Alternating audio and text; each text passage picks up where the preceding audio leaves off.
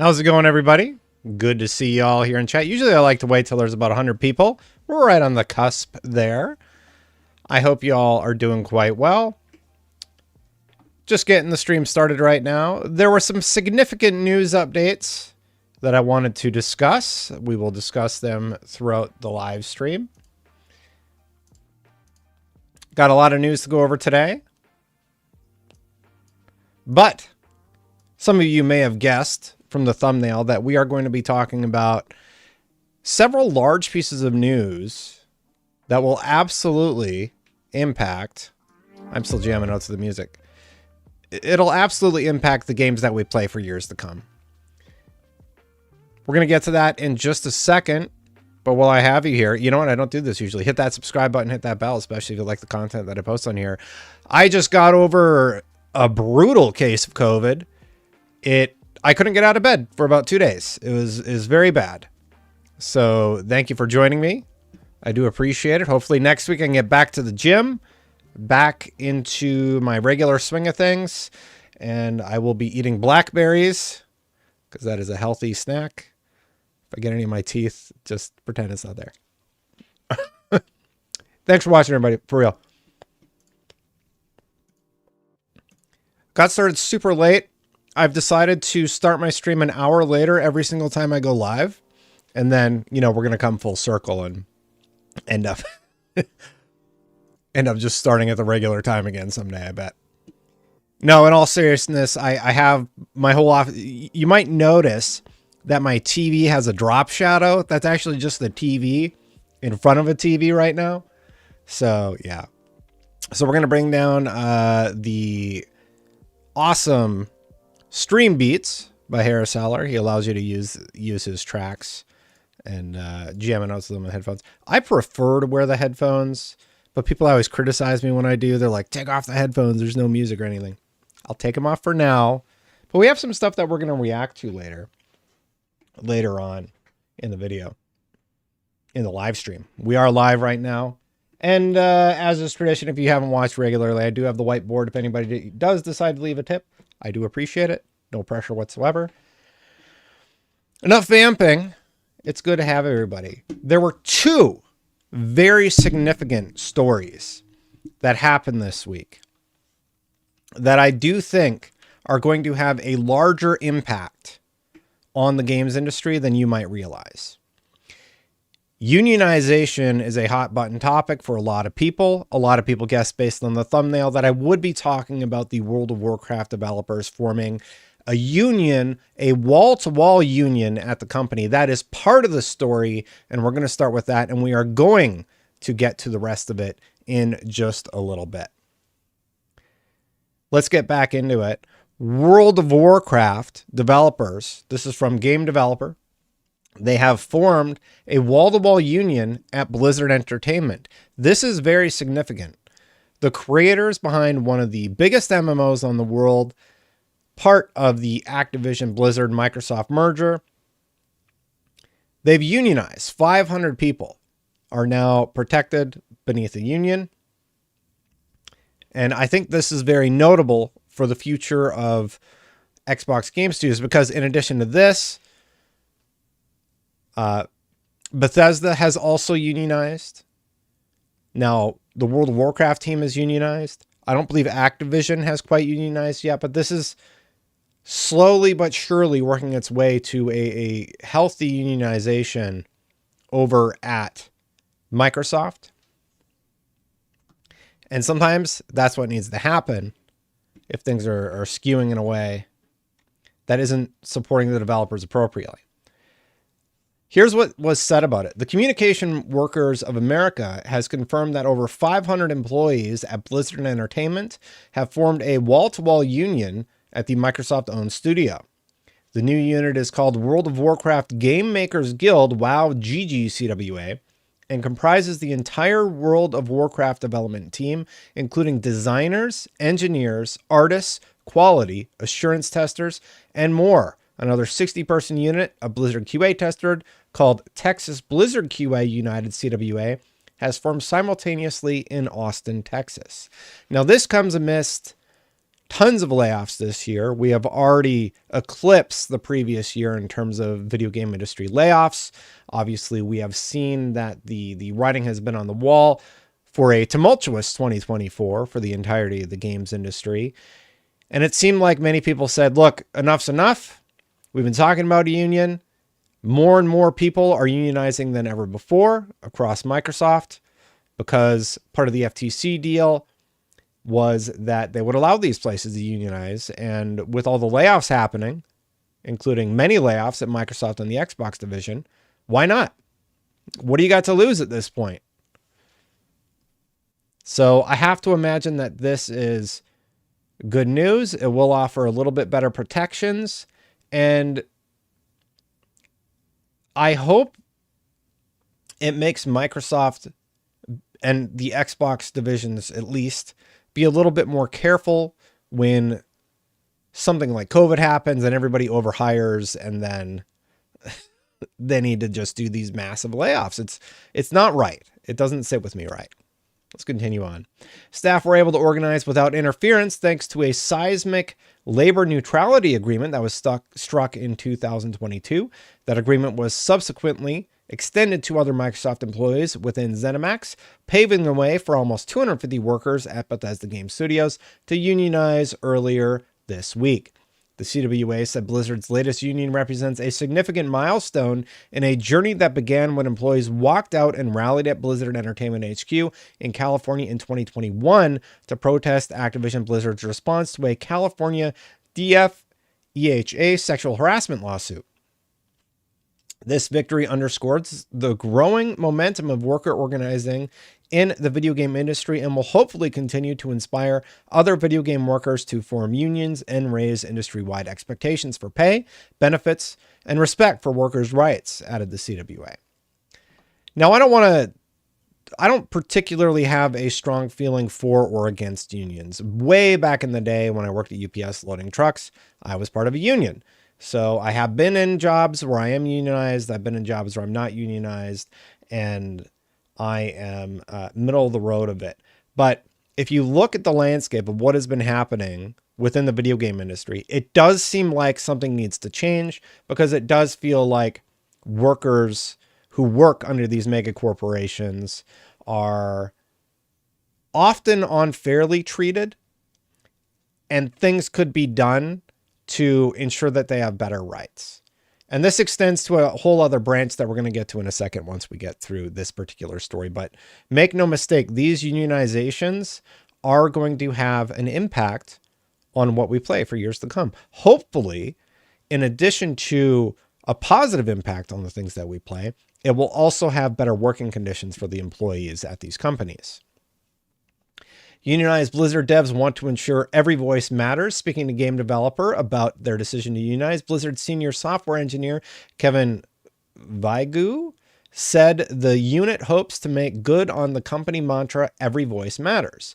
By forming a cross-disciplinary union, we seek to enshrine that value and ensure that the developers of World of Warcraft, QA included, will always have a voice in our own workplace, they said.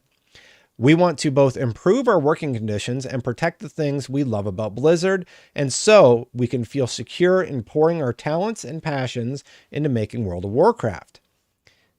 Vigu, how would you say this name? I don't know how to say this name. Vigu explained the World of Warcraft team was inspired by the unionization efforts at ZeniMax, Sega, and other studios that have made a collective push for better working conditions. Their resolve, he added, was only strengthened by the wave of the mass layoffs and studio closures that have carved through the video game industry. We organized not just for ourselves, but also our fellow employees who make the game with us. By ensuring we're all treated fairly in our own workplace, we can focus ourselves on our shared passion, making great video games, they continued.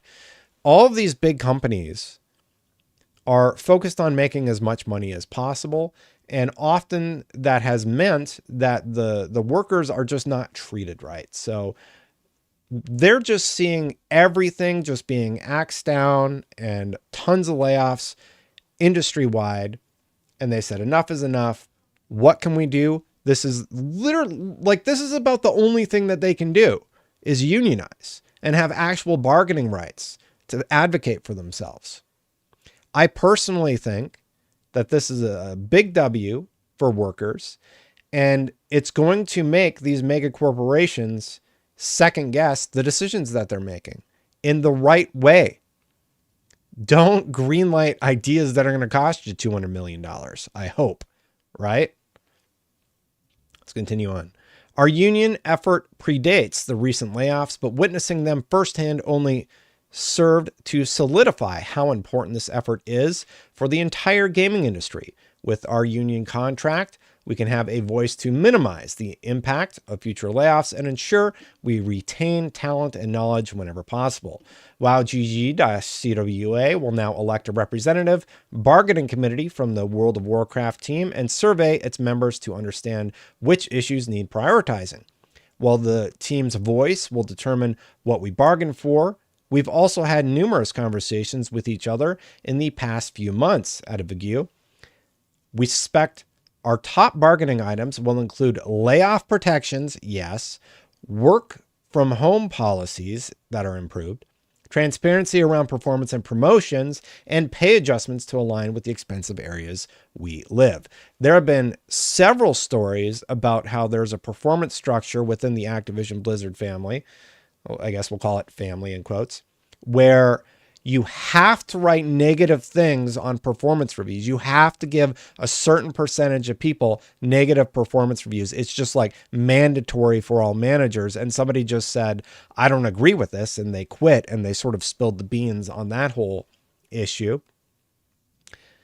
And there was also a mandatory return to office for many of these places. And what the workers are now requesting is that there are more balanced and improved work from home policies. This has impacted much of the video game industry.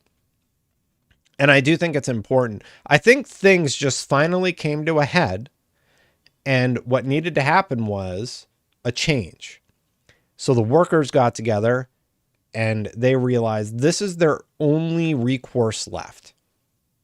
So in my opinion, I think it needed to happen.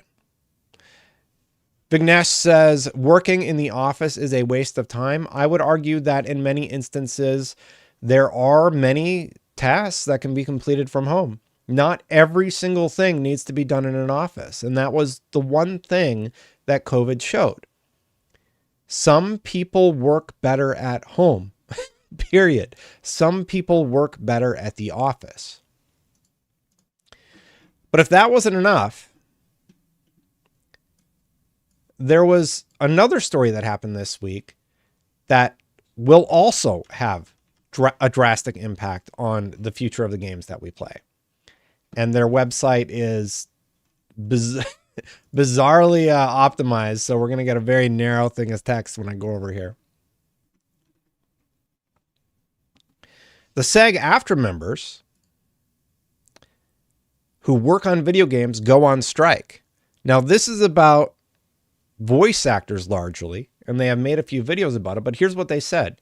AI protections remain in the sticking point. SAG-AFTRA National Executive Director and Chief Negotiator Duncan Crabtree Ireland, acting under the authority delegated by the SAG-AFTRA National Board and with the unanimous advice and counsel of the Interactive Media Agreement Negotiating Committee, called a strike of the Interactive Media Agreement effective July 26th at 12:01 a.m. Today's vote to strike comes after more than a year and a half of negotiations without a deal. The convenience bargaining group with whom SAG-AFTRA is negotiating includes Activision Productions, Inc., Blindlight, LLC, Disney Character Voices, Inc., Electronic Arts Productions, Inc., Formosa Interactive, LLC, Insomniac Games, Inc., Llama Productions, LLC, Take-Two Productions, Inc., VoiceWork Production, Inc., and WB Games, Inc. This, in addition to the unionization efforts, are because for too long, the balance has been out of whack in terms of what workers need and what needs to change. Voice actors for very long have sort of gotten the short end of the stick. Things were looking better. And then this AI thing came, and we know all of these companies, Microsoft is publicly showing off what their AI can do. Square Enix has made no qualms, and they're not shy about saying we are going to be doing a ton of artificial intelligence work. Here's how that's going to change. This strike will ensure that the people who created those iconic voices we love in video games are protected, that their voices aren't going to be utilized without their will or without fair compensation, which is something that I've advocated for. Any game looking to employ SAG-AFTRA talent to perform covered work must sign on to the new tiered budget independence interactive media agreement, the interim interactive media agreement, or the interim interactive localization agreement. These agreements offer critical AI protections for members. AI is a hot button topic. I do think that AI and AI usage is going to become more prevalent industry-wide. There was a demonstration about somebody using AI to plan a vacation itinerary that I saw online, and obviously it is very quick. There are going to be things that AI can be used for to optimize tasks. One of those things should not be replacing voice actors, though. So there's a way to utilize this new tool in a way that isn't a negative, I think. I think there's a balance to be found here about how the tool is utilized. Like if you can code faster by knowing, by being a prompt engineer and knowing what to put into your AI tool and have it help you code, I do think that that will help make things faster. And hopefully there is some sort of happy medium with all of this, of course. Negotiations began in October 22, and on September 24th, 2023, SAG-AFTRA members approved a video game strike authorization with a 98.32 yes vote. Although agreements have been reached on many issues important to SAG-AFTRA members, the employees refused to plainly affirm in clear and enforceable language that they will protect all performers covered in this contract in their AI language. We're not going to consent to a contract that allows companies to abuse AI to the detriment of our members. Enough is enough. When these companies get serious about offering an agreement our members can live and work with, we will be here, ready to negotiate, stated SAG-AFTRA President Fran Drescher. The video game industry generates billions of dollars in profit annually. The driving force behind that success is the creative people who design and create those games. That includes the SAG-AFTRA members who bring memorable and beloved game characters to life, and they deserve and demand the same fundamental protections as performers in film, television, streaming, and music, fair compensation, and the right of informed consent for the AI use of their faces, voices, and bodies. Frankly, it's stunning that these video game studios haven't learned anything from the lessons of last year, that our members can and will stand up and demand fair and equitable treatment with respect to AI, and the public supports us in that, said Crabtree Ireland.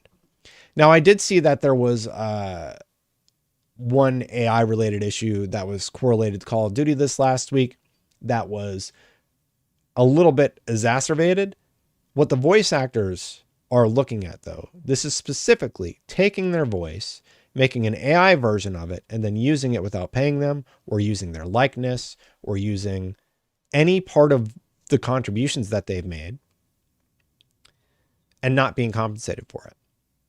Somebody in chat said this strike won't work. This strike will absolutely work. There is no way that the biggest AAA games that make billions of dollars cannot afford to compensate their voice actors appropriately. I am not on the side of the mega corporations on this. Like, come on. You're talking about these companies that are just making billions and billions of dollars.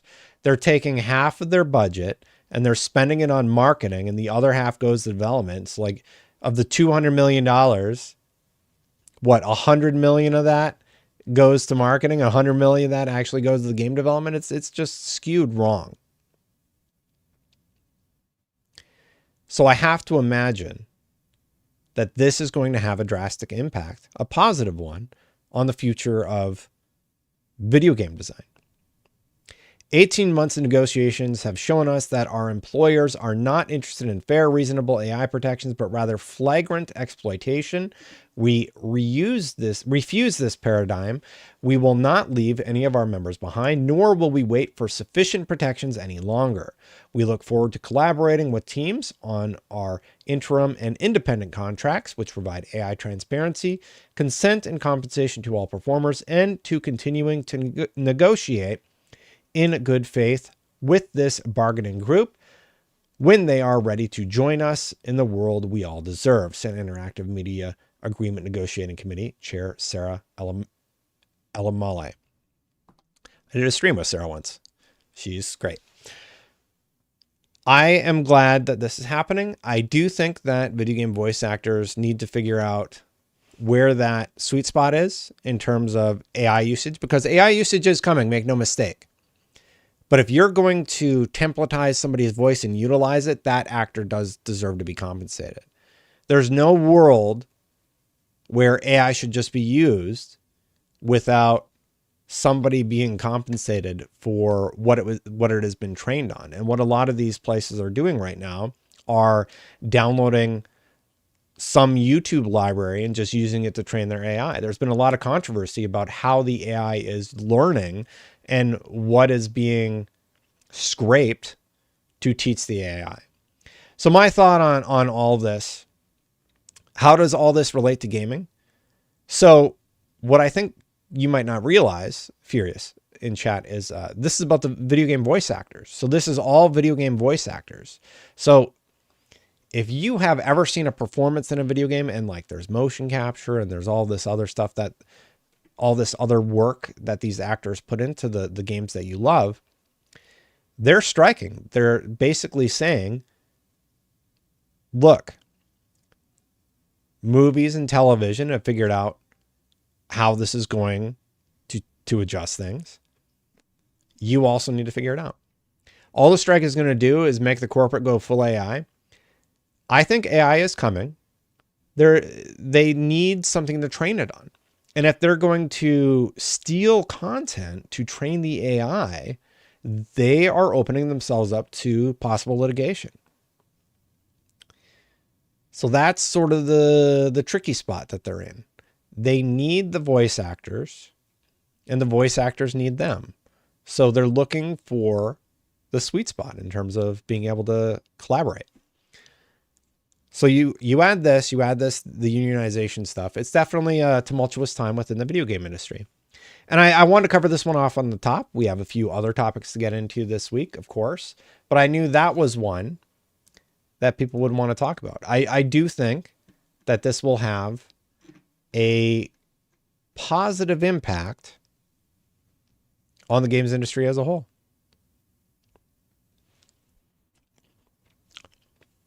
Michael says, we need universal basic income.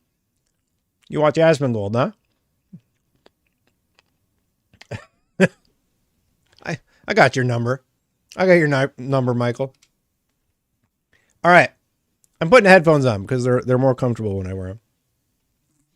All right. Chat, do you want to talk about that anymore? Do you have any takes on it?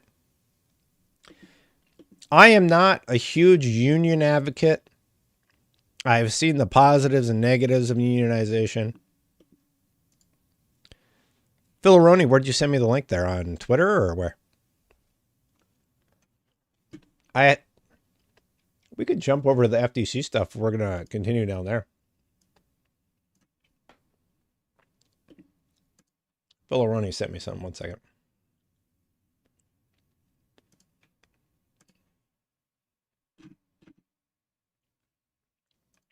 So you got to DM it to me, Philoroni. Is there any risk that companies just use completely new AI voices? I don't think the AI is quite there yet.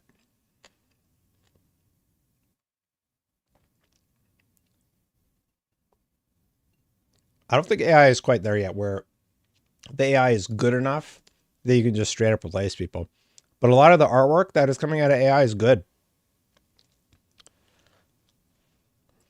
I'm not like scared about AI really. It's there.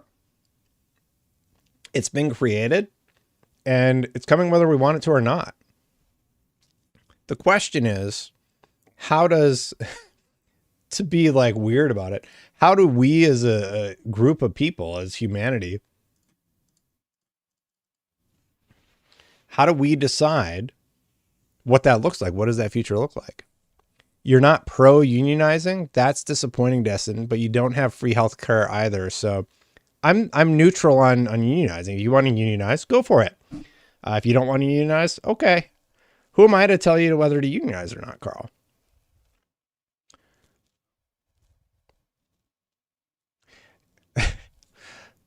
I love how on the internet you can say something like, yeah, I've seen the case for unionizing, the case for not unionizing. I don't really have an opinion on it. And they're like, you're anti-union? That's not what I said. I was in a union at UPS.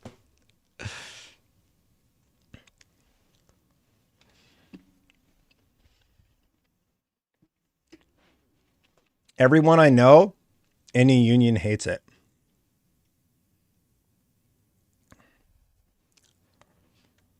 Well, I was in a union and it was fine. I was treated well. Anyway, I'm not getting your message here, Philoroni, but I'm going to bring up what I think it was that you were discussing. So, in addition to all that, there was an update with the gamers lawsuit.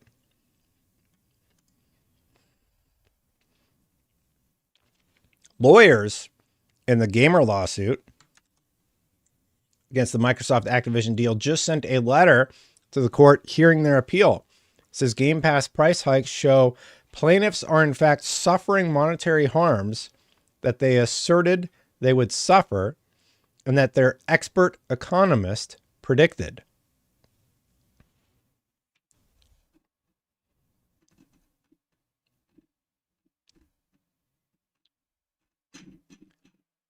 I think it's eating the link, Philoroni. You have to DM it to me on Twitter. Send it to me in DM form.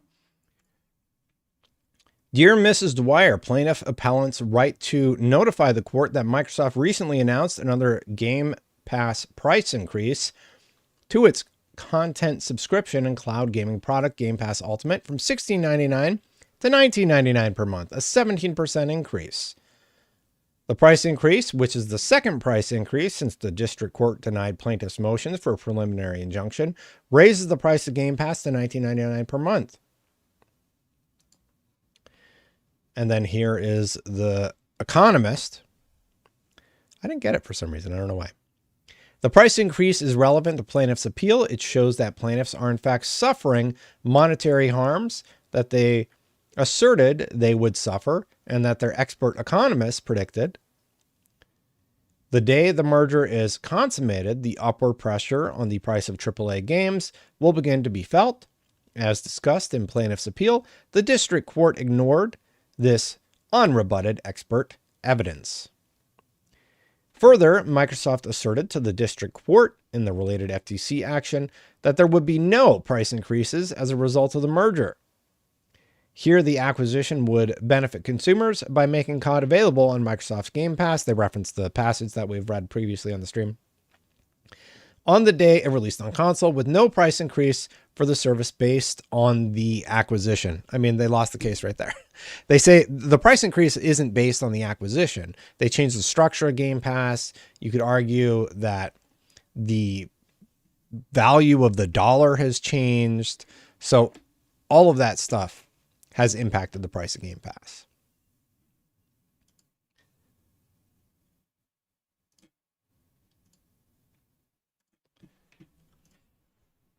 Give me a second.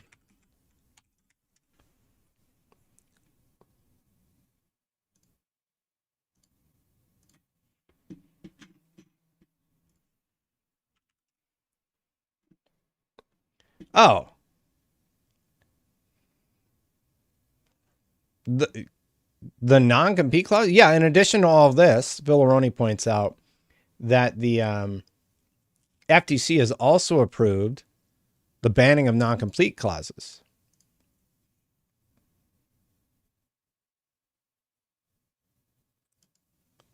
Which is important, I think. But the problem is, Microsoft just has a very good loophole in how they phrased that original statement. They said that they won't raise the price based on the deal, and that is not why they're saying they raised the price. The non-compete thing is a huge deal. Non-competes suck. Non-competes basically say like, yeah, you can work here, but if you want to work anywhere else, even sort of similar, you can't do that for 6 months, a year, several months. I had been presented one of those at some point in my career, and I basically said, nope. Like, I'm not going to sign this. Because it just means like you're done. You can't do anything, right? Those are dead. They were always wrong. And I think that is a big W for the FTC. The FTC, big L for the Microsoft Activision case. I still think that the way that they presented was not great. And yeah. Don't you still get paid during that period? I don't think so. You would have to negotiate that, Aaron. I don't think there's anything to indicate that you would get paid during the period of 6 months when you're not allowed to work at another company. You're just out of luck.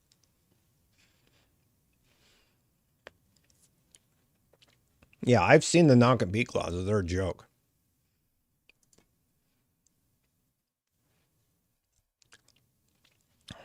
But there's really nowhere to go right now anyway, so because they're scorched earthing the whole industry, so not just gaming. Like just I don't mean to be flippant about it, but like it's pretty bad out there right now. It's what else can you do but laugh sometimes? Okay. I want to talk about Deadpool Wolverine. I'm going to be spoiler free. No spoilers. I think you should go see this movie. Also, Hideo Kojima also really enjoyed it. I watched Deadpool and Wolverine. It goes far beyond the fourth wall between real and fictional, between the creators and the fans, but also past the walls of not only the title and studio, but all hero movies and parodies outside of the MCU.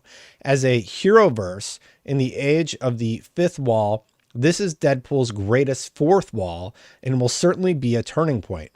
We are also reunited with Yukio, played by Shioli Katsuna. Seeing a muscular Hugh Jackman brought back many memories of the past quarter of a century, and it made me tear up. Even now, he is still a hero. And Kojima had some... This is a really good one. I hadn't seen this poster before. I love that one. This is him watching the flick. Got a little bit of a... Yeah. A little bit of a placemat. I don't know what that is. Maybe it's a book you got with it. And there's Hugh Jackman, of course. I freaking love this movie. I'm not going to spoil anything for you, but if you're a comic book fan, just go see the movie. Just go see it. I was going to go see it Thursday. I was too sick to go. I went Friday. I had to go see it.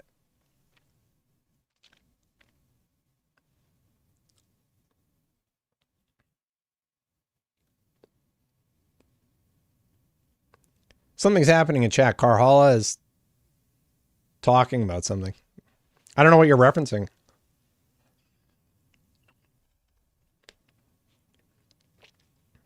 Chat. Put a 1 in chat if you think people should go see Deadpool and Wolverine. Put a 2 in chat if you think it's a skip. Oh, I can do a poll.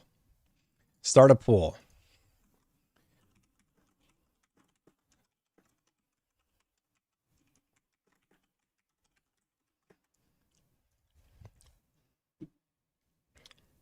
I forgot I can make polls here.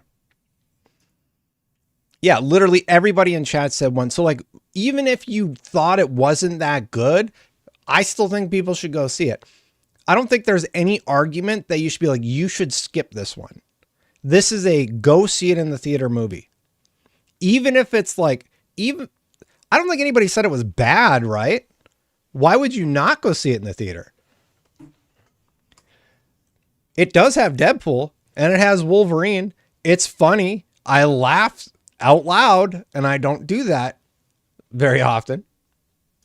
Wait. People are actually voting no? Are you trolling? I think this is a go see it in the theater thing. This movie was so good, it made me go back and watch Deadpool 1. I'm probably going to watch Deadpool 2 tonight. And then I might go see the movie again. I liked it that much. Oh, Deadpool 1, by the way, the comedic timing of that movie, it's so good. They really, really nail it. I don't tell a lot of people this, but I'm a huge Wolverine fan. When I was a teenager in high school, I coded in HTML an entire website all about Wolverine. It was terrible. Way back. Let me see if I can find it. Internet Archives.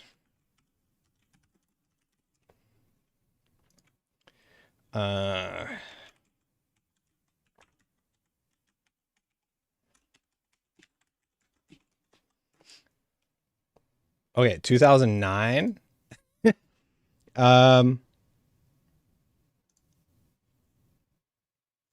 Oh, it's still there. All right. So this is the website that I made when I was in high school.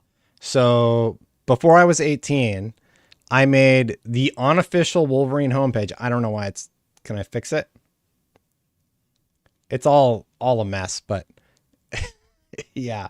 And it had a image map. You could read the new comic. I'd talk about panels in the new comic. Weapon X, about Age of the Apocalypse. I made all this.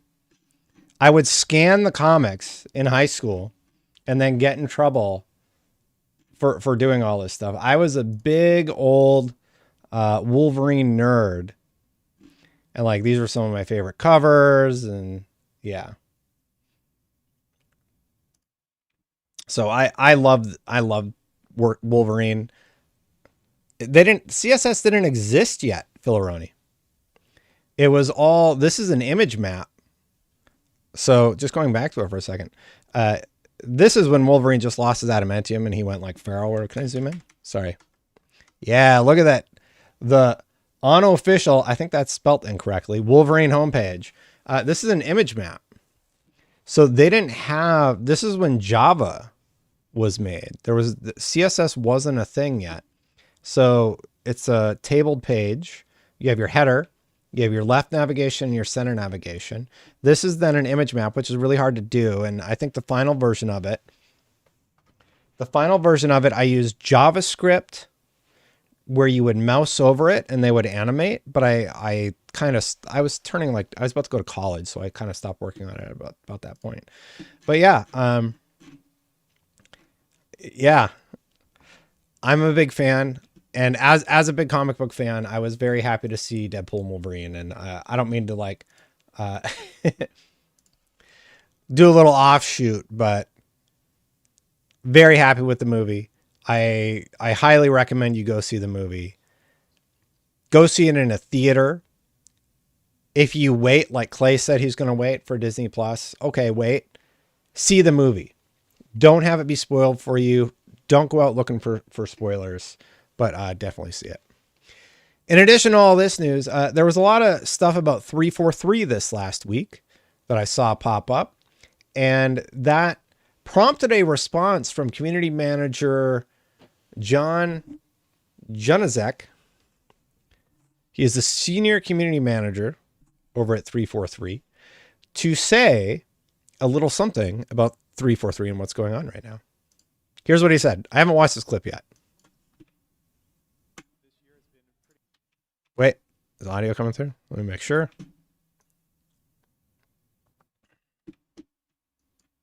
This year has been pretty crazy, but I know we started with an announcement of, hey, we're working on future projects. I also want to make sure people know we are continuing to support Halo Infinite.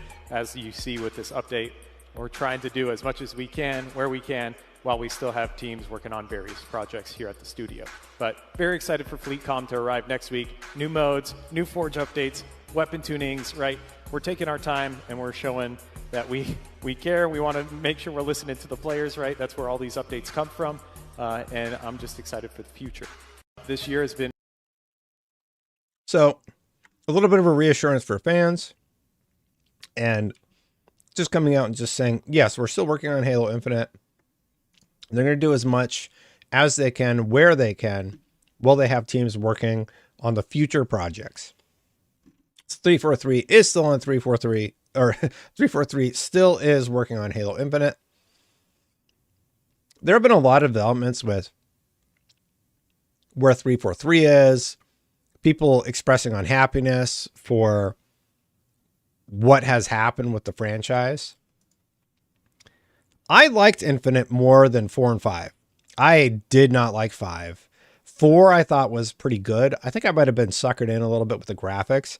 I think the enemy design was my least favorite part of 4. I didn't like the metal guys with the glowing orange crit points, like just to the campaign. And the story was like good. 5 was, I hate 5. I don't like a single thing about 5. Maybe the multiplayer was sort of fun. Yeah, Treyo, I just thought of that also. I'm like, okay, the multiplayer was kind of fun. And Infinite feels like it's good. Maybe not great. Pretty dang good. Like, I like the multiplayer and everything like that. The Prometheans were, it's all you fought. Like, I just didn't feel like the battlefield was mixed up that in a good way.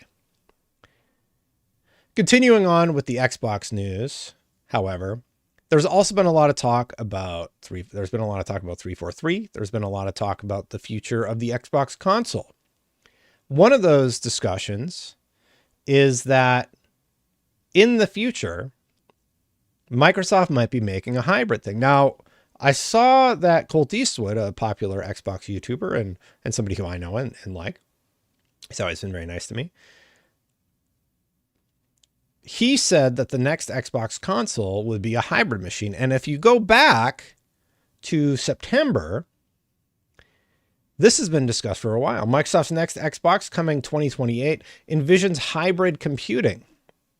Our vision: develop a next generation hybrid gaming platform capable of leveraging the combined power of the client and cloud to deliver deeper immersion and entirely new classes of game experiences. Cohesive hybrid compute. Develop a next generation hybrid, everything I just read. And there were some stats about it at the time and what they were planning to do with it, and have a thin OS. And that thin OS was targeting handheld devices. Now, a lot of this came from the Microsoft documentation.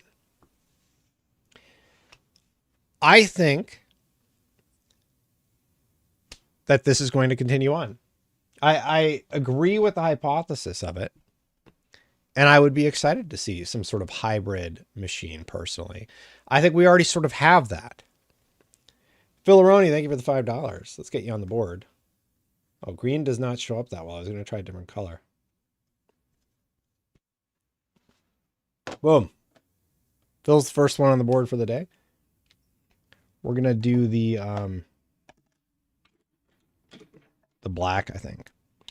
Oh, we're getting to that, Jonathan.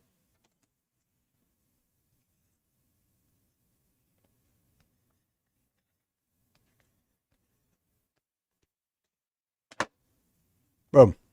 Thanks, Phil. I love the idea of a handheld. I've talked about it so many times. And then I saw Colt's thing, and I just realized that basically the handheld does meet that philosophy. I would love that. Phil Roney asked the question, Halo reboot time or going to keep going the same path? TV show meh. Halo has no mind share now these days. I think the game's doing like okay. I wouldn't say bad yet, but I mean, it's definitely at the end of its life cycle, right? Halo Infinite came out like 2 years ago. A lot of people said it needed a battle royale. I was one of the people that thought maybe it didn't. I do have to wonder if they would have added a battle royale, if it would have had more legs. But multiplayer, when it came out, it was hot. People were hyped. And it was really good. But it wasn't adequately supported for like a year. I think the campaign, it was also like good, not great. Everything about Halo Infinite was good, not great. I do think the gameplay felt very good. Great, even. But everything else didn't quite get there. So as a whole package, it just fell into that it's good category, but it's not quite like life-changing. It's never going to be Halo Reach. Whatever they do next with Halo, it needs to be a drastic change. There's been a lot of talk about how maybe they're going to remake Halo 1, 2, 3, and I don't know how I feel about that. I don't think those games really need to be remade. They did it with Dead Space, and Dead Space worked quite well, but the original Halos, like what you would have to change the movement mechanics. Those games worked for their time period. I don't know that modernizing them is the right answer. You want a modernized version of Halo 1? It's Halo Infinite. That's the modernized version of Halo 1. So like, why remake it? I don't think we need another redo. I don't know if that's the thing. Sam Newman asked a question here. Did you ever end up discussing MrBeast situation? Enjoyed your coverage of Dr. Disrespect. Feels like there are several interesting conversations that everyone's ignoring. The Ava Chris Tyson topic with MrBeast, it's absolutely disgusting. Don't message kids. And the stuff that I've seen is terribly inappropriate. Now, I've seen a lot of criticism about people that covered the Dr. Disrespect situation, but then didn't cover the Ava Chris Tyson and MrBeast topic. Dr. Disrespect is gaming. Like, he's definitely in the gaming vertical. MrBeast is like philanthropy and reacts content. And that's not really something that I normally cover. But I mean, if you want my take on it, bye. Like, go. It's very disturbing. Anything that deals with I've read everything about that story. I find it gross.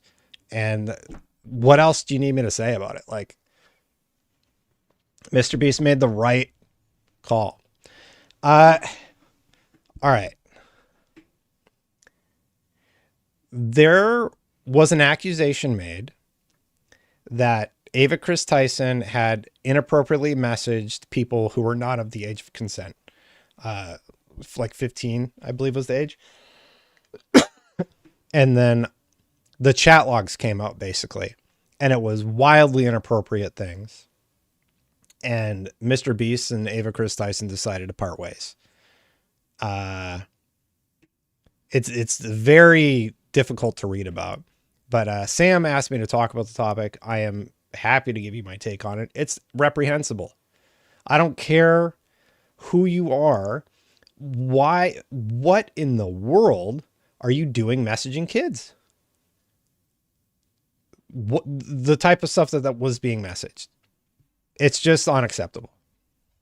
So, yeah, that's my take on it. But the reason I didn't really talk about it is like I haven't forayed into like general news versus gaming news. Dr. Disrespect was pretty strict gaming related. It was related to Twitch gaming specifically, and that's why I talked about that one. I also found the whole topic interesting because when it started out, we didn't really have a lot of facts. And then Dr. Disrespect just admitted to being a creep. And I'm like, oh, well, I don't know if you think this makes you look good, but it doesn't. And that was it. So we covered the lead up, and I'm like, you can't just make assumptions, right? You have to have facts. And then Dr. Disrespect just gave everybody the fact. He admitted everything. And there's been no update. And there's been no update. He's done. Like, I don't know. I think his first stream back will probably be big, and then I don't know, man. His YouTube channel has lost 1 million. It's lost a healthy amount of subscribers for sure. But that's my take on the MrBeast stuff. Gross. I hope MrBeast can continue doing philanthropic things. Like he built like 100 houses for people who couldn't have a house. So yeah. 5 of 6. They're blackberries, so I'm just worried they're going to get stuck in my teeth. Call of Duty Modern Warfare 3 came to Game Pass. I know it's not the best Call of Duty, but yeah. Here's what the Xbox Wire said about the whole situation. Call of Duty Modern Warfare 3 coming to Game Pass July 24th. So it's out already. You can go play it right now. Get ready to lock in and load out. It's Call of Duty Modern Warfare 3 makes its way to Game Pass for console, PC Game Pass, and Game Pass Ultimate starting July 24th. Featuring a high-octane single-player campaign. Okay. Energetic multiplayer in the series' first open-world zombies experience, the game offers something for every type of COD player. Grab your controllers, get your Xbox app updated on PC, and let's get into the Intel drop. Long story short, you can play Call of Duty right now. I think this is one of the weakest Call of Duty entries in modern memory, but here's why it has me excited. It is showing a continued effort by Microsoft to release video games that all of us have wanted to play on Xbox Game Pass. That has me pretty stoked, personally. In addition to Call of Duty, you know what else happened this week? Valorant happened this week. So we no longer need to buy the characters separately. If you want to play all the Valorant characters, you can now play them.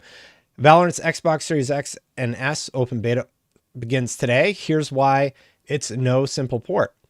I mean, I don't care about all that, but you get access to all the characters if you're part of the... You get access to everything. So I think that that's a significant update to Xbox Game Pass. And then in addition to all that, one of the big criticisms, we're kind of just burning through these Game Pass stories because we're not even halfway through my tabs yet. Serenia play. Hey, welcome to Core Supporter. We're going to get to the Concord stuff too. Yeah, see, I'm falling behind. It's already 2:30 berry count.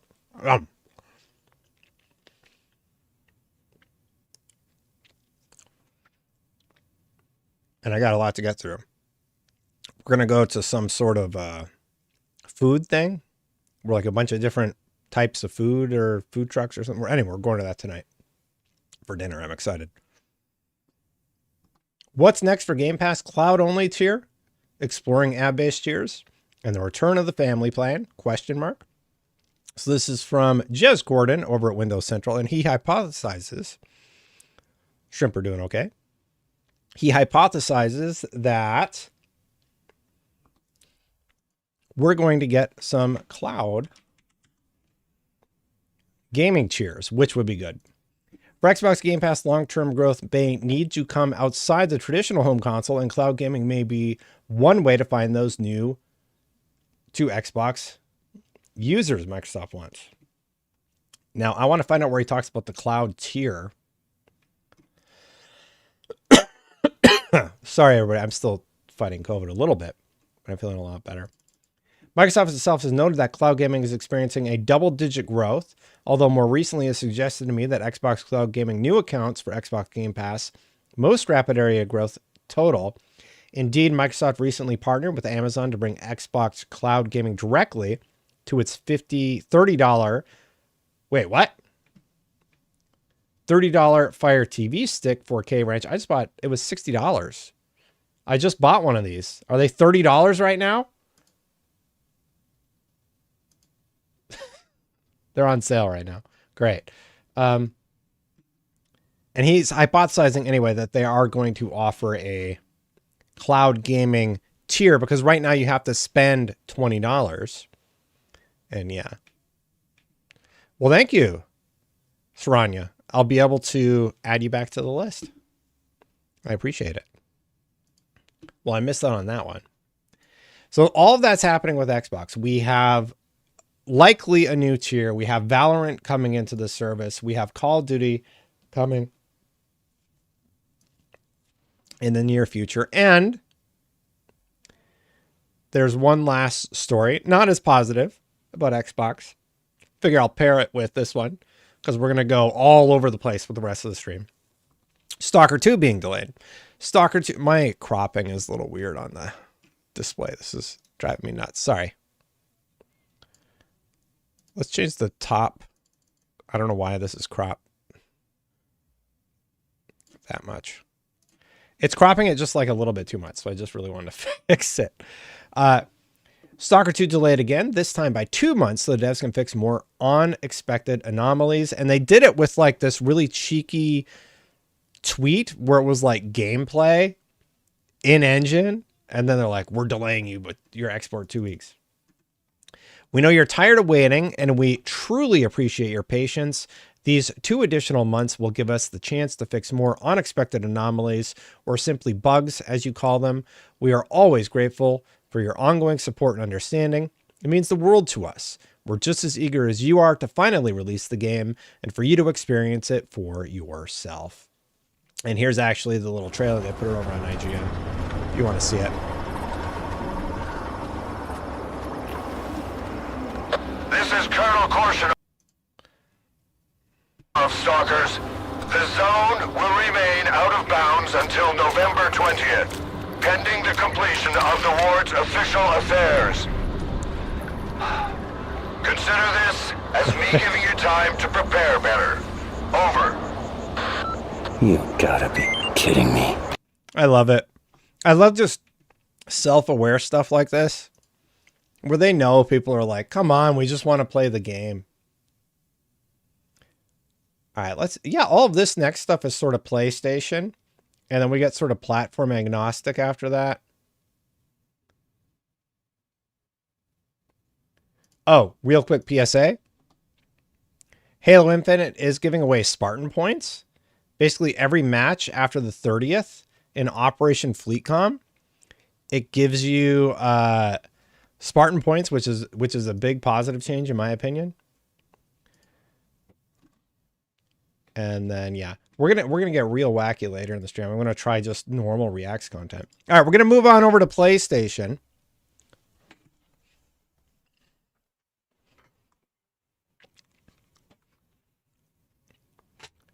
You know the meme where somebody's just hitting the dead horse from South Park? That's how I feel about Concord every time I talk about it right now. Because I feel like people don't want to hear about me talk about it anymore. But we're going to do it one more time, okay? Thank you, everyone that took part in the Concord beta. Before you officially board the North Star next month, we wanted to answer some of your most common questions during the beta. The big thing about this whole thread is that Concord is not going to include a battle pass. When you spend the $40, you own the game. My concern is that even when it was free, their player peak concurrent on Steam was 2,300. I said 2,200 in the tweet. I was incorrect. It was closer to 2,300. That's still very low. Overwatch 2, which is widely panned, is sitting around 25,000 off the top of my head, 30,000 every day. And that game is several years old at this point, and people say they don't like it, but 30,000 of them are playing. Let's just be accurate. Let's go to SteamDB.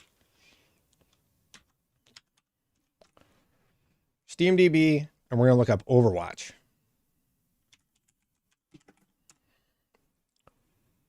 Let me just bring up, verify I'm a human really quick. Overwatch 2. Go to the charts. Oh, I'm sorry. There's 31,000 players in it right now, but the 24-hour peak was actually 47,000 people. My concern with Concord, it's a shooter, and it is available on PC, and it's available on PlayStation. And obviously, SteamDB numbers aren't final, but there is no way that a player count of 2,300 is enough to warrant continuation of development on that project. And that was at its peak. It like the 2,300 players didn't come back. It was like 2,300, then it was 1,500. And some colleagues were like, you know, clearly getting tired of my negativity around Concord. But my frustration is I think the Concord gameplay loop felt pretty good, but I've made my criticism clear about the game. So like the fact that you buy it and you own it, it's like there's not going to be enough players to rationalize the purchase. So the people who played it and were over it after an hour or two of gameplay, they've either canceled their pre-orders or let's say they come back. I just don't see a world where Concord survives. Clark says, I would actually be somewhat excited for Concord if it were free to play. I'd give it a shot. And that's the thing. Everybody thinks it feels like a free to play game. But PlayStation wants to be games as a service. And they're saying that you'll earn all the cosmetics and different character types that you unlock. Character types give characters like unique abilities when you unlock a variant. That's what they're called. And I played the game for 10 hours. So there's the gameplay loop is there. I just don't know where the business plan is with this game. Okay, you're letting people in for $40. How is that? If you get 1,000 players, let's say you get 20,000 players, right? The game probably cost $100 million to make, and I'm being generous by saying $100 million. The cutscenes look freaking great. They have a whole animated series going on right now. I'm very worried about this game. It doesn't have a strong, healthy player base. It didn't have organic interest. And everybody who has played it is widely panning it. They're saying that the characters look uninspired, boring. So, yeah. Sorry, Clay. Clay's leaving because I'm talking about Concord. Here's the update, though. And they had a character vignette that was a little bit better than anything that we've seen in game. All the stuff we've seen the first 3 weeks of cutscenes, and they're bad. They are bad. So the storytelling in game is just not it. And now they give us little character vignettes that are like somewhat good. Anyway. Maps, modes, and progressions. How many maps and modes will be available? There will be 12. They list them. These lineups will grow soon after Concord's release through regular post-launch season updates, which will introduce new free gunners, maps, and more. What are the kinds of progression rewards will be in-game? The progression rewards you saw in the beta are just a small sample of the unlockable items in the full game. When Concord launches, we'll have hundreds of items to customize your free gunners, which you can earn just by playing the game, completing jobs, and leveling up your account and characters. These rewards are cosmetic, do not impact gameplay, and include free gunner outfits. Okay, that's great.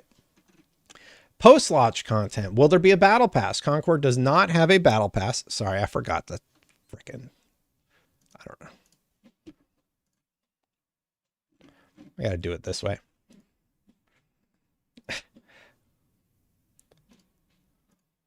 Post-launch content. Will there be a battle pass? Concord does not have a battle pass. We wanted to focus our attention on making Concord a rewarding and robust experience on day one. We're just playing the game, leveling up your accounts and characters, and completing job yields meaningful rewards. Will there be post-launch content? Launch is just the beginning. We will be introducing new free gunners, maps, modes, and more through regular post-launch seasons and updates available to all players at no additional cost. We'll be diving deeper into your post-launch roadmap very soon. Stay tuned. How are they going to make money on the game? You're charging $40. You've spent a lot of money to make the game. The beta showcased the first 3 of our new cinematic vignettes, which will release weekly in-game at launch. As you saw, those brief cinematics will allow you to get to know the characters and learn about life as a free gunner in the broader Concord galaxy. The first 3 weeks were so not good. Anyway, so this story comes out and everyone's like, no battle pass in Concord. I'm like, great for like the 5,000 people that are going to play it. But you're doing nothing to get new players interested or onboarded. So I say that it's sort of upset people, but it's accurate.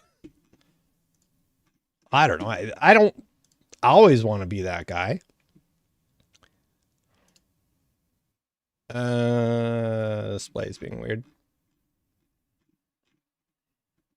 Yeah, my tweet was one of the more popular tweets, but it was negative, right? So it got suppressed, but it had a lot of impressions. And I think it's because a lot of people just know it's accurate.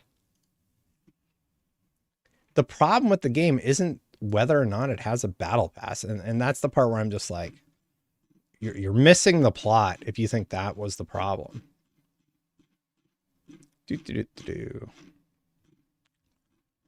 Yeah, here's what I said. I simply do not see how a game that peaked with 300 players on Steam when it was free will survive with a $40 barrier with or without a battle pass. And that had 250,000 impressions. The storytelling in the game, like, let me see if I have the because I captured everything. Let me see if I happen to have that first week. What was the first day it launched? Yeah, here it is. All right, some Destiny capture. Let me see if I have the cutscene. It's me bumbling around like a dummy. There's a lot. It's slick. Like the game is slick initially. Looks like I might have lost some of my capture.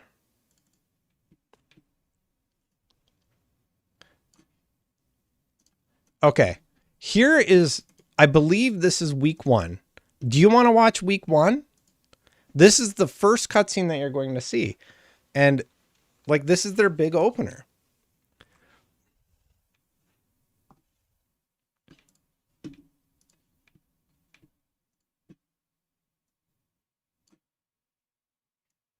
It's not outputting for some reason. Let's change this.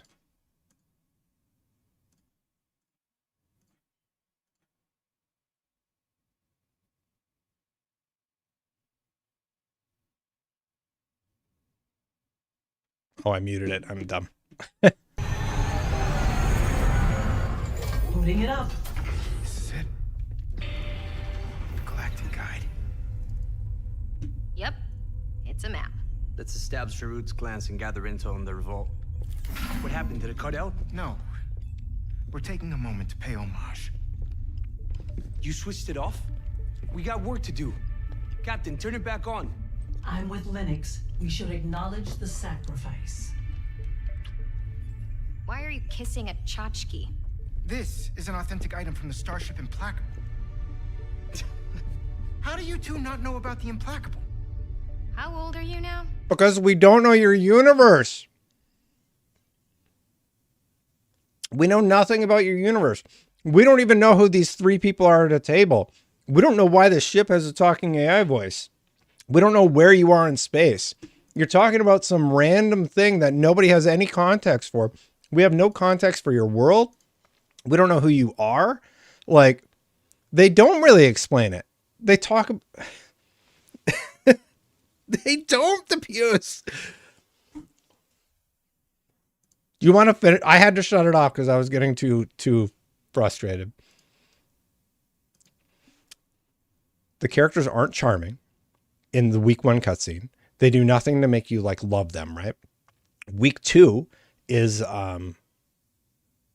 sort of the same thing. And week 3 just doesn't even really make sense. They're just utilizing a different set of 3 characters to say nothing. If week 1 was them on the ship, oh my God, the Pews. Are you seriously saying that Concord is good? Are you arguing that this is... Pews wants to watch the whole cutscene, everybody. Pews wants to see it. All right. This is for Pews. We're gonna watch it every time we boot up the game also. A moment to pay no. We're taking a moment to pay homage. You switched it off? We got work to do. Captain, turn it back on. I'm with Linux. We should acknowledge the sacrifice.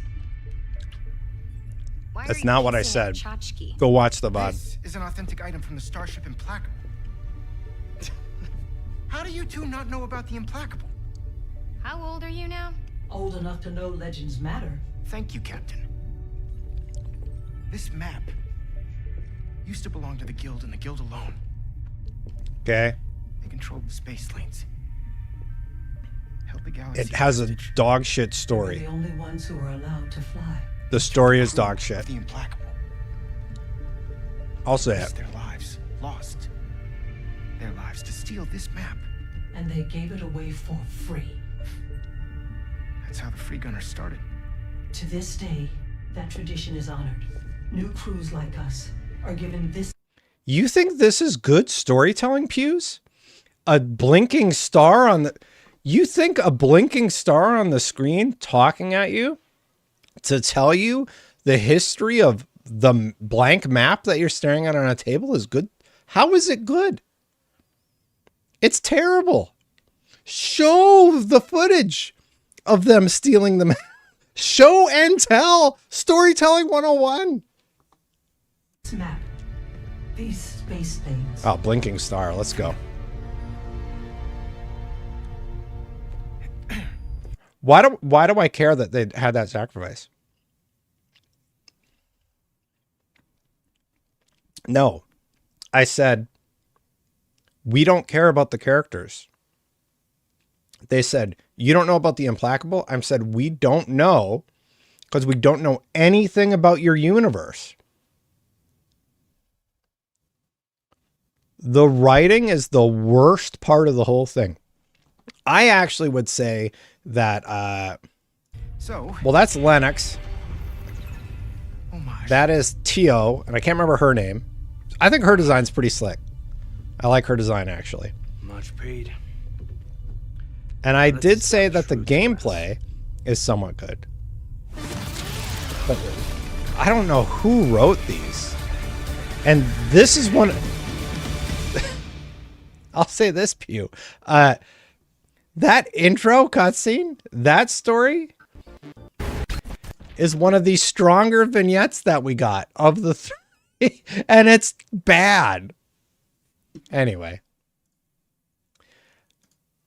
Not a fan of... I can't talk about Concord. I think it's just frustrating because from a gameplay perspective, it has those Destiny bones, right? From a character perspective, the character is bland, boring, and unimaginative. From a storytelling perspective, the storytelling just does absolutely nothing to evoke any sort of emotion except for frustration about having spent $40 on whatever that writing was. Gameplay is the one somewhat saving grace, but a lot of people have complained that it just doesn't feel like the characters mesh together. I know people who work there, yeah. I interviewed several of the devs because they used to work at Bungie and now they're working on this. So that gameplay feel of Destiny PvP is literally ripped out of Destiny and put in here. The character with the fire shooty balls, that's a warlock. Lennox is hunter. It's basically a hunter. I could literally make a montage of Lennox's moveset and existing moves in Destiny of the hunter. It's crazy. And aesthetically is my big problem, is like the character designs, they stink. They just don't look cool. Even Lennox, who like, he moves really slick and everything like that, he's just not cool looking. The big like Drax guy, it's the same thing. So yeah. I've seen 3 weeks of it, and I can tell you it's trash. They deserve a shot to tell a story. They sure do. I've seen 3 weeks of it, and it's trash. So I don't know what to tell you, Pews. If you think that is good storytelling, you're absolutely entitled to your opinion, but it's not, in my opinion. It is bad. It is terrible. Anyway, some other PlayStation news that's not Concord related. I think I'm going to be grounded from talking about Concord until after the game is out. Unless you all are just over me. Like, it gets to that point where I'm being so negative about Concord that people don't want to hear from me anymore. Because I don't offer like a lot of wiggle room with that game. I'm just disappointed. Right. PlayStation VR 2 app is coming. You can actually see it here on Steam. And there was a little bit of a story over on Games Industry. The PSVR 2 app to release on Steam on August 6th. That is a news in brief. The app means users will be able to play PlayStation VR 2 titles on PC via Steam. One of the big rumors... Oh my God. It's not good storytelling, but we got 3 from a beta and you're bashing it. That's the first 3 weeks, my dude. That's week 1. And then the next week, we're going to see week 2. And then by week 3, after the game has been out for 21 days, we will have seen those 3 cutscenes. You know what happens when a game comes out? The player count does this. The first story isn't good. Second story is not good. Third story is not good. Like, what do you think that's going to do to the buzz of the game? I don't think you're making the correlation here that's important to be making, and that's that the storytelling is bad, and that's going to have a negative impact on conversation about the story. Cubic had a first time chat, and it's a long one. Let's see. No, and I'm going to ban you.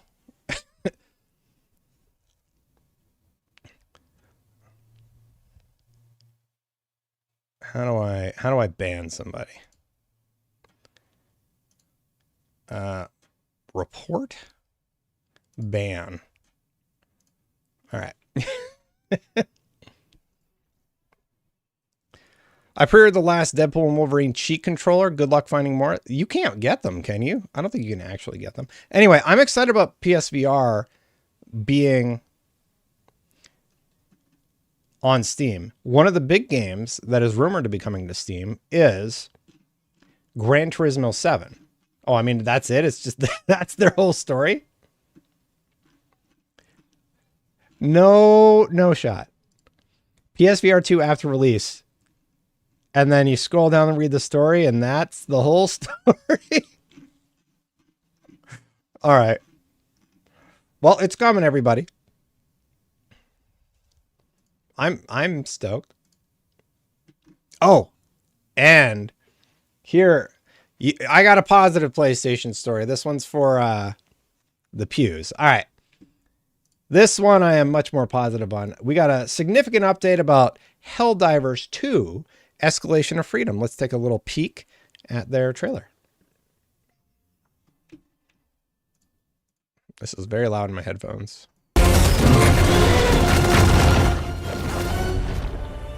Since launch, we've improved Helldivers quite significantly together with you, the community. We've released a lot of content, such as the flyers, the TCS missions, the destruction of an entire planet. This time around, we've got something special prepared for you. It's our first step out of many, where we're gonna expand the game in big, meaningful ways. New game modes, new objectives, new enemies, and even a whole new difficulty. To give you that, we have to escalate it. An escalation of freedom. So that's where the teaser ended. When freedom escalates, its opponents escalate. We're bringing back a fan favorite from Helldivers 1. Okay, that's cool. The stabby, tentacled beast known as the Impaler. When you're playing against the All right, that looks pretty sick. Terminids, you can always try and run away. The Impaler ruins that plan. They will maybe cut off your escape route, and then you will probably have to stay and fight. Or you can fight the tentacles. The Spore Charger. This one has fog traveling around it. It's constantly moving, so it's going to come right out of the fog and scare the lights out of you. The automatons are bringing in artillery. A big tank that shoots rockets. If you're further away, you can see it aimed towards the skies and fire rockets in the air, so you'll have a barrage coming down on you. In This is addition, cool. you'll face off against heavier, more deadly brood commanders. With a small twist. The allies that it spawn will not be the ones that you used to. Difficulty 10 has... This is important. You need something to chase that like puts your build to the test, right? They need this for sure. Somebody said, weren't you one of the people who said that this is coming to Xbox? No. So I don't know where you got that, but yeah. More enemies than we've had before on lower difficulties. We've really ramped it up. It's meant to feel like a real progression from 9 to 10. We're also introducing a larger type of outpost, and it's going to be a real challenge to take on these massive fortresses. But if you manage to do so, there will be great rewards waiting for you. Like mini raids? That's kind of Of cool. course, what would the galaxy be without planets? Therefore, we wanted to spook it up with a new version of the swamp environment. I like it. I like it. The acid storm weather effect now comes thanks, with a Sam. new mechanic. I appreciate you hanging It out. reduces the armor of enemies and helldivers alike. You'll do a lot more damage, but you'll also take more in return, which is just I like as that. horrifying as it sounds. Last game. In Escalation of Freedom, we have new objectives coming in, like the Retrieve Larva mission, where you find this backpack with little crying larvae that you need to reach the extraction with. So far, all of this is good, but they don't have like the raid equivalent, right?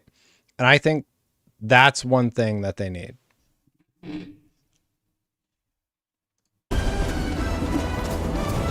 But you also have to be careful because it's gonna be crying a lot, and you're getting swarmed by more and more Terminids.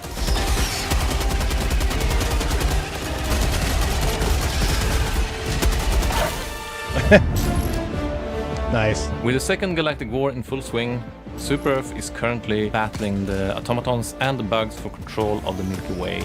The Automaton Legion New enemy are type? constantly building bigger and worse war machines. The Terminids' migration patterns seem to be changing. There's also been some irregular readings of the Terminid spores in the various sectors where the Terminids are spreading. And we will see where the story develops from here. That's the hint. So, have we told you everything that's gonna be in the Escalation of Freedom? Of course we haven't. We have many more surprises in store for you. A surprise here and there that you maybe didn't expect. On August 6th, I'm ready to dive, and I hope you are too.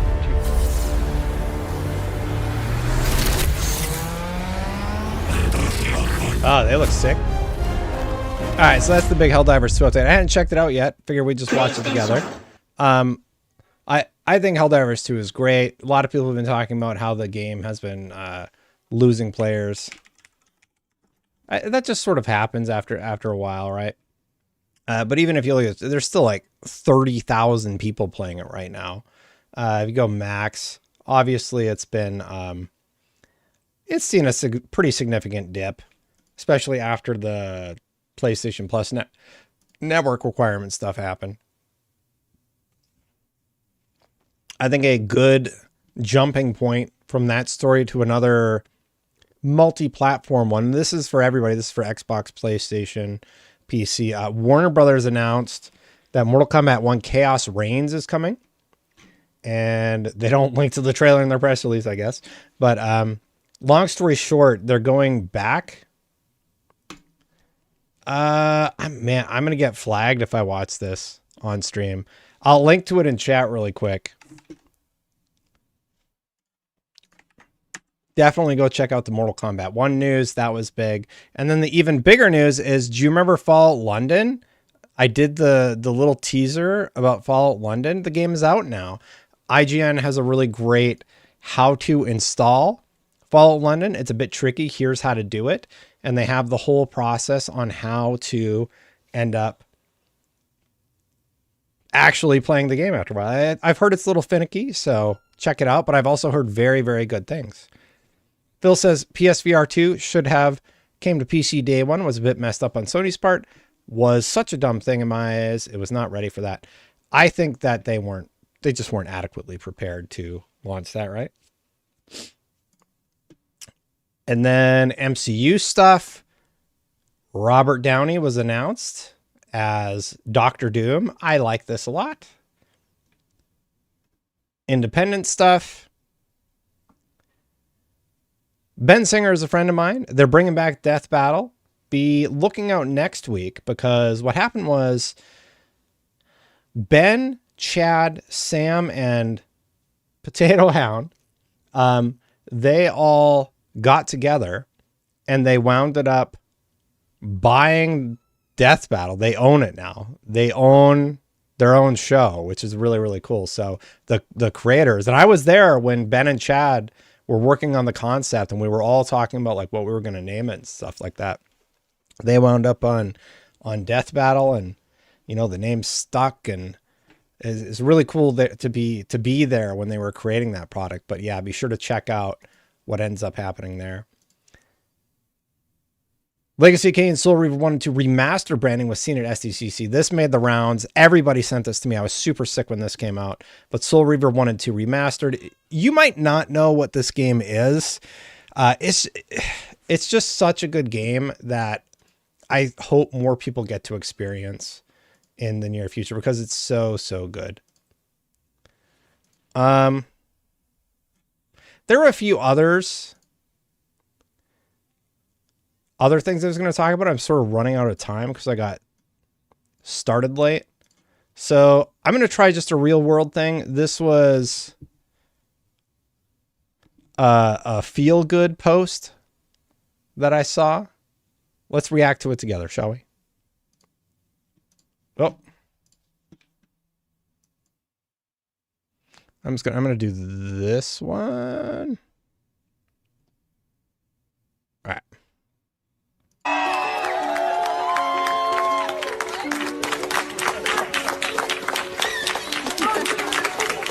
The whole neighborhood's thanking the guy for delivering UPS packages. So life.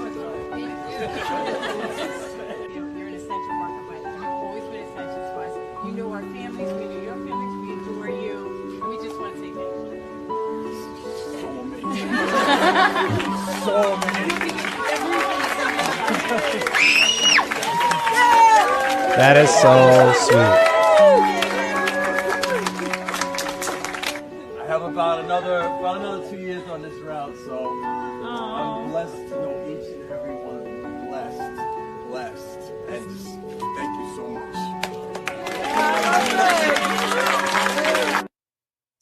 Yeah, that makes you feel pretty good, huh? Well, I saw that post, and I just thought it was great. I wanted to share it with you and wish you all a wonderful day.